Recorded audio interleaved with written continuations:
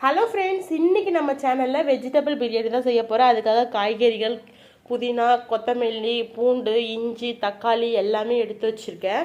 இப்போ நான் வந்து வெஜிடபிள் ரைஸ் தான் செய்ய போகிறேன்.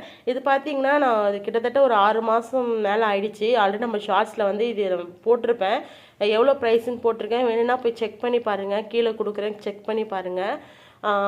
இது வந்து கண்டிப்பாக பிகினர்ஸ்க்கு எல்லாருக்குமே யூஸ்ஃபுல்லாக இருக்கும். இப்போ பாருங்கள், நான் இப்போ ஒரு பிரியாணியே செய்கிறோம். அதுக்கு வந்து எவ்வளோ மெஷர்மெண்ட் போடணுங்கிறது இதில் வந்து வீட்டில் வந்து நமக்கு தெரியாது இல்லையா.